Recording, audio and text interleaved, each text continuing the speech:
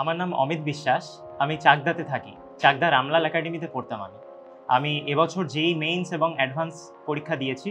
যেই মেইনসে আমার ভালো পার্সেন্টেজ ছিল 94.40, আর এবার অ্যাডভান্স আমি ক্র্যাক করেছি।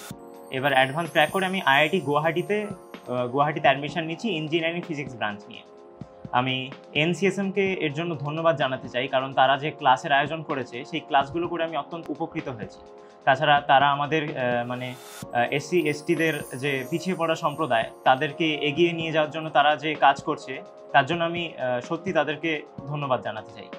আমি রঘুনাথ বিশ্বাস, অমিত বিশ্বাসের বাবা। এনসিএসএম ফাউন্ডেশনের তত্ত্বাবধানে প্রচুর আমাদের মতন নিম্নবিত্ত এবং অনুন্নত সম্প্রদায়ের মানুষ আজকে আলোর দিশায় পৌঁছে যাচ্ছে। এর জন্য আমরা এই সংস্থাকে আন্তরিকভাবে কৃতজ্ঞতা জানাই, ধন্যবাদ জানাই। NCSM फाउंडेशन, सीखेगा भारत, बढ़ेगा भारत।